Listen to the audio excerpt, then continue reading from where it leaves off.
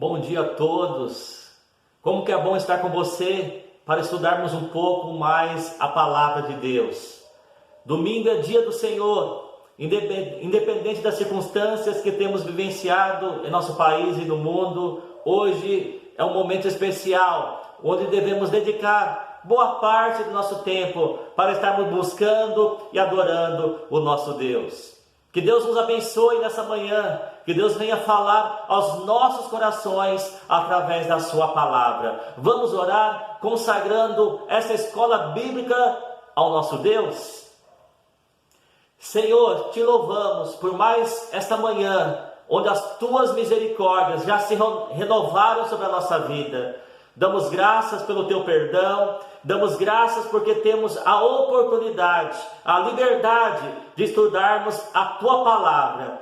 Ó Deus, nos abençoe nessa manhã, nesse dia, fale aos nossos corações pela tua palavra, seja glorificado nela, que sejamos edificados e fortalecidos, ó Pai, no Senhor e na força do seu poder. É a nossa oração, com perdão dos nossos pecados, em nome de Jesus. Vamos ter um momento de louvor. Adore o Senhor nesse momento em sua casa, onde você estiver. Vamos estar levantando um altar de louvor, de adoração ao nosso Deus. Logo após os louvores, estaremos estudando a palavra do Senhor.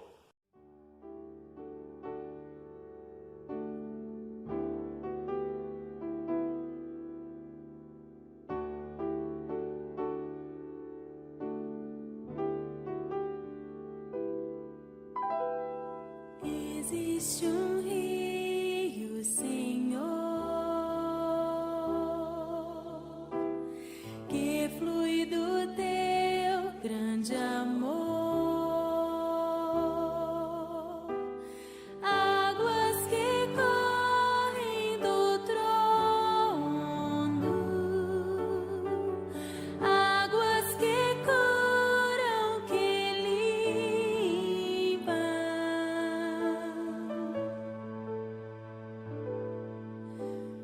Por onde o rio passar, tudo vai transformar, pois leva a vida do próprio Deus. E este rio está neste lugar.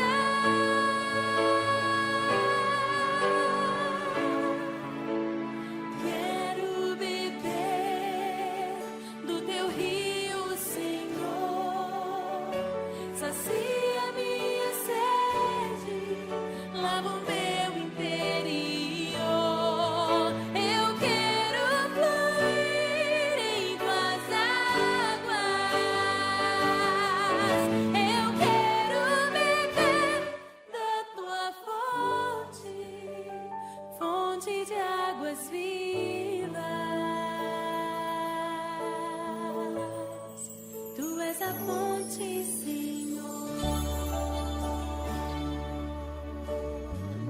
Só tu.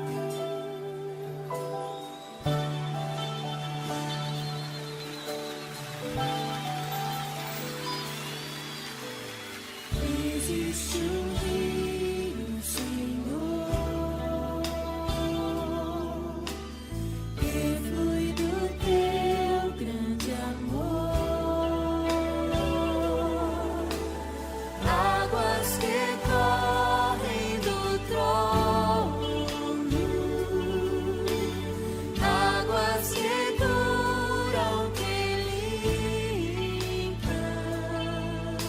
Por onde ele passar,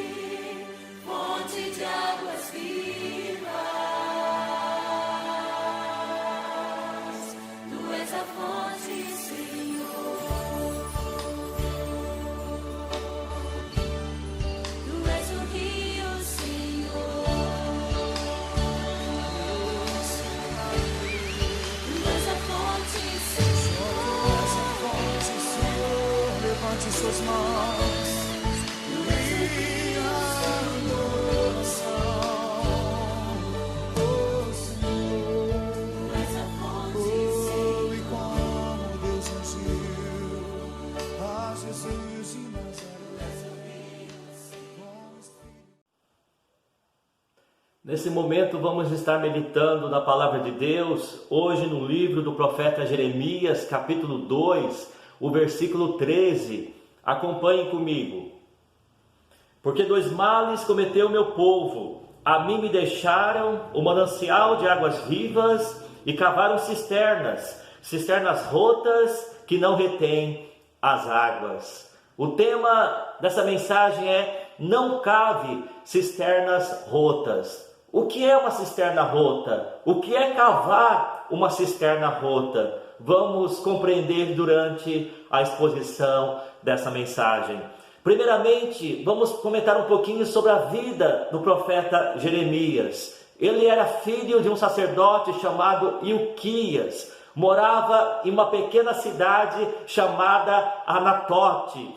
Ele começou a profetizar a palavra de Deus no reinado do rei Josias, rei de Judá, no ano mais ou menos 627 a.C., e profetizou durante 40 anos, até o ano 586 a.C., o ano em que o povo de Deus foi levado como cativo para a Babilônia.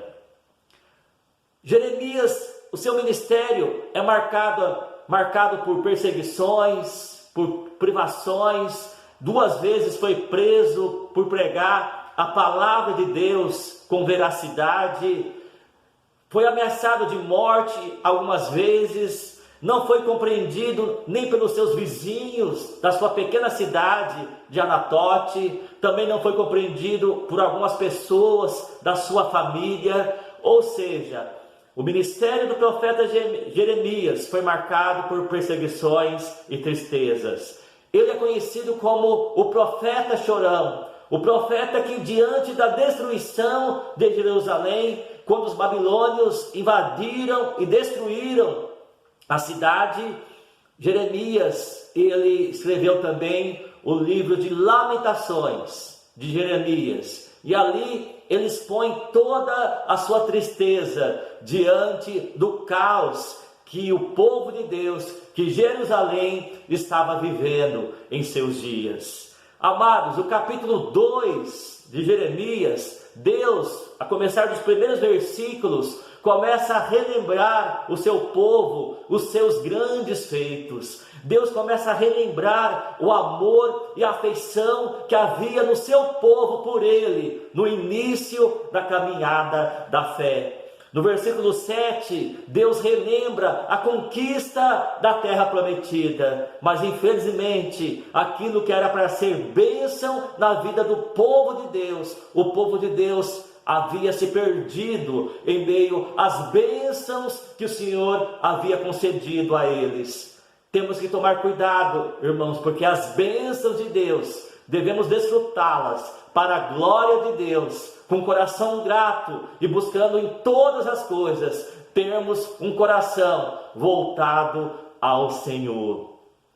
E agora no versículo 13, esse versículo resume bem o livro do profeta Jeremias. O contexto histórico, religioso do livro de Jeremias, o povo estava prestes a passar pelo cativeiro da Babilônia. Por quê? Porque o povo estava em desobediência à palavra de Deus. O povo havia abandonado o Senhor. Vamos ver aqui o que o texto nos diz. A primeira parte do versículo 13. Porque o meu povo fez 2 maldades. A mim me deixaram o manancial de águas vivas. A primeira lição desse texto: o povo abandonou o Senhor, o manancial de águas vivas. A palavra abandonar quer dizer afastar-se, negligenciar, apostatar-se. Também dela deriva uma palavra parecida, que quer dizer deixar por um preço, vender-se, mercadejar. E infelizmente foi isso que aconteceu com o povo de Deus naquela época. Eles se deixaram se vender pelos deuses falsos, pela idolatria, pelos pecados da carne, pela prostituição, por desejar e realizar um culto não conforme os preceitos do Senhor, mas um culto conforme o seu coração pecaminoso. Todas essas verdades estão expostas no livro do profeta Jeremias. Amados, o abandono ao Senhor é um processo, às vezes, lento. Não tropeçamos nas montanhas, mas tropeçamos nas pequenas pedras. Então nós compreendemos primeiramente, amados, que nós devemos cada dia reconhecer o Senhor em todos os nossos caminhos. Vou citar apenas alguns exemplos de como que o povo de Deus daquela época estava distante do Senhor. E tudo começou com pequenas coisas. Por exemplo, havia na palavra de Deus uma prescrição que os pais deveriam ensinar aos seus filhos sobre Deus e sobre a palavra do Senhor. Muitos pais haviam deixado o ministério do ensino em sua casa. Muitos pais não estavam transmitindo a fé aos seus filhos, à sua descendência. Um outro caso também bem conhecido aqui no contexto dos profetas daquela época, eles iam até o Senhor com rituais vazios, traziam animais com defeitos, animais enfermos para serem sacrificados ao Senhor. Porque nós sabemos que no Antigo Testamento havia esse ritual dos sacrifícios prescrito na lei do Senhor, desde o tempo de Moisés. E na lei do Senhor, esses animais deveriam ser sem defeitos e imaculados, porque esses animais apontavam para o sacrifício perfeito que um dia Jesus faria na cruz para remir o seu povo dos seus pecados. Mas não, eles traziam animais defeituosos, animais enfermos para serem consagrados, sacrificados ao Senhor. Havia um culto sem alma, um culto vazio. As pessoas estavam ali, mas não estavam ali de fato para adorarem o Deus vivo e verdadeiro. Nós compreendemos com todas essas coisas, amados, que o abandono ao Senhor ocorre quando se constrói ídolos em nosso coração.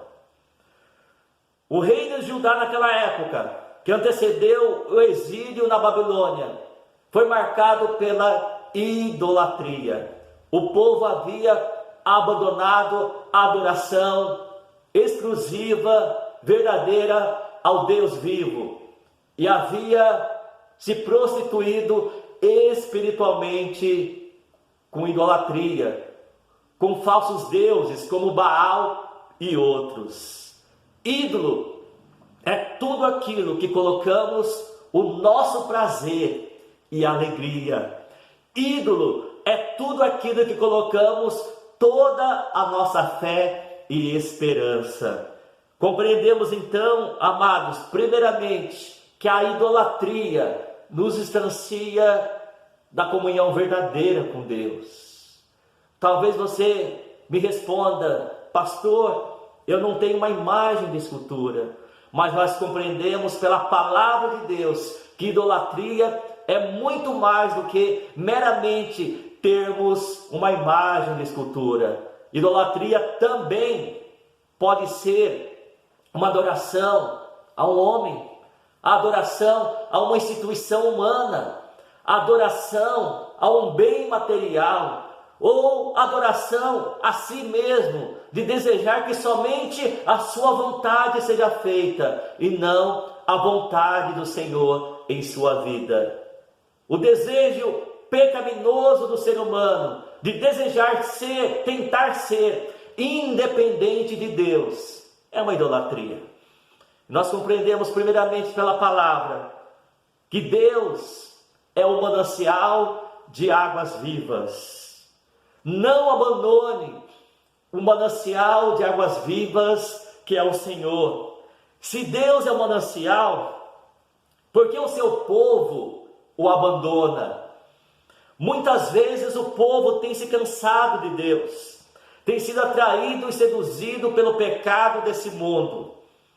E como diz o Miqueias, um outro profeta do Senhor, em seu livro, no capítulo 6, no versículo 3, ele diz: povo meu, que te tenho feito? Por que te enfadaste de mim? É Deus perguntando ao seu próprio povo.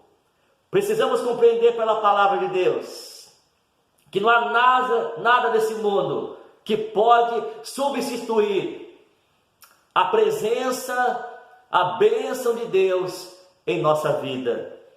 Primeiramente, nós compreendemos que essas fontes de águas vivas apontam para o Senhor Jesus. No Novo Testamento, Jesus disse de si mesmo, lá em João capítulo 4, versículo 14, quando ele estava conversando com uma mulher pecadora samaritana: quem beber da água que eu lhe der, nunca mais terá sede. Pelo contrário, a água que eu lhe der se tornará nele uma fonte de água a jorrar para a vida eterna. Eu te pergunto primeiramente, quais são as águas que você tem bebido em sua vida espiritual? As águas do pecado, da falsa religiosidade, ou as águas puras do Senhor Jesus? Ele disse que quem beber das suas águas jamais retornará a ter sede. Em outras palavras, quem beber das águas do Senhor será totalmente suprido. Agostinho de Hipona, um grande teólogo da história da igreja, ele escreveu o seguinte: fizeste-nos para ti, Senhor, e a nossa alma estará inquieta enquanto não descansar em ti. Só o Senhor pode satisfazer as necessidades mais profundas da nossa alma. Em segundo lugar, o povo de Deus cavou cisternas rotas que não retêm as águas. A palavra cisternas rotas, quer dizer o seguinte: eram cisternas rachadas que não guardavam a água e não a mantinham limpa. Essas cisternas eram cavadas em rochas ou na terra naquela época, com o propósito de ajuntar as águas das chuvas, para que pudessem ser utilizadas na época da seca na Palestina, que ia mais ou menos de abril até setembro. Por se afastarem de Deus, eles cavaram cisternas quebradas, rachadas, que além de não reterem as águas, deixando vazar, eram cisternas em que a conservação de água ficava comprometida, poluída, suja. Essas eram as águas que o povo de Deus estava bebendo naqueles dias. Primeiramente, cisternas rotas é a maneira humana de satisfazer as suas necessidades espirituais.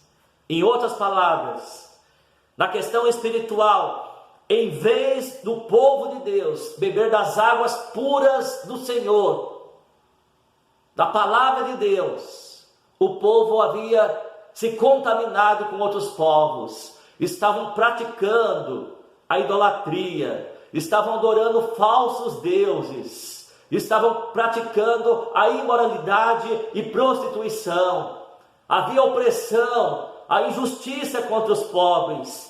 Esse era o contexto do povo de Deus daquela época, porque quando nos afastamos do Senhor, amados, vamos cada vez mais pecar contra Ele e contra o nosso próximo. A palavra de Deus nos ensina aqui primeiramente, amados, que a falsa religião é como cavar essas cisternas rotas. Beber águas da falsa religião é tomar águas contaminadas. Primeiramente é isso que o profeta de Deus estava falando naqueles dias ao seu povo. É isso que o Senhor está falando conosco hoje. Não bebam, meus filhos, das águas rotas da falsa religiosidade.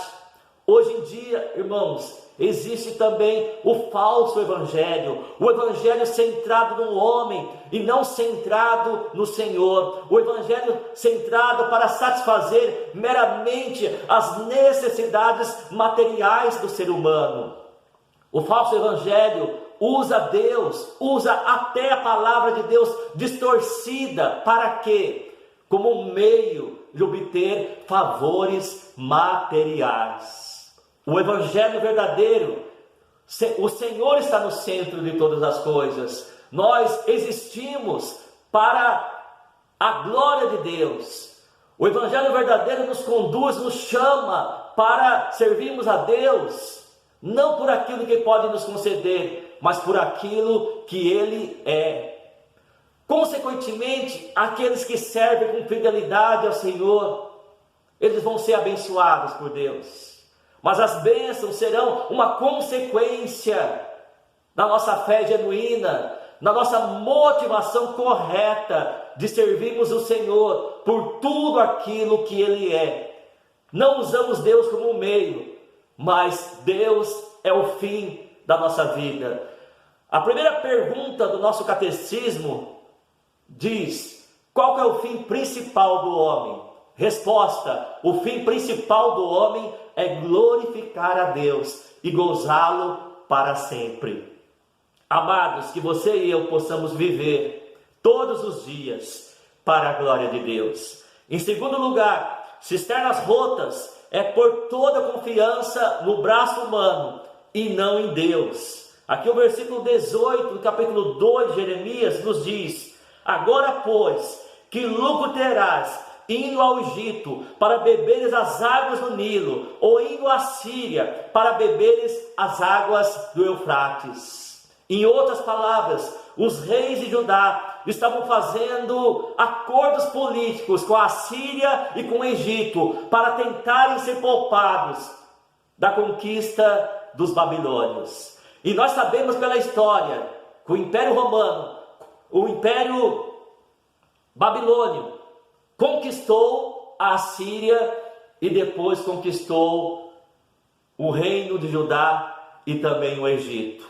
Em outras palavras, maldito é o homem que confia no homem, e bem-aventurado o homem que coloca a sua confiança no Senhor e cuja esperança está no Senhor teu Deus. Amados, nesses dias de provações, nesses dias de adversidades, você e eu somos chamados para confiar, não no homem, mas somente no Senhor. Nenhum acordo desse mundo, nenhum dinheiro, nenhum prazer carnal pecaminoso pode suprir as nossas necessidades mais profundas que há em nossa alma. Que nesse dia, você e eu possamos meditar nessa palavra. Não cabe cisternas rotas, mas beba do manancial de águas vivas que o Senhor Jesus tem oferecido gratuitamente a cada um que o ouve e o crê nele como seu único Senhor e Salvador. Vamos orar? Senhor, que nesse dia, que nós possamos refletir na nossa fé e reconhecer que Tu és um manancial de águas vivas, verdadeiro, que não há nenhum substituto nesse mundo que possa nos conceder o alívio, o suprimento, a provisão que só o Senhor pode. Pai amado, que não haja ídolos em nosso coração. Remova, ó Pai, todo pecado, ó Pai, que o nosso prazer, alegria maior, confiança e esperança possa estar somente no Senhor. É a nossa oração, com perdão dos nossos pecados, em nome de Jesus. Deus abençoe a sua vida. Beba do manancial de águas vivas. Jesus é a fonte de água da vida. Beba das suas águas e você terá uma vida eterna, mais que abundante.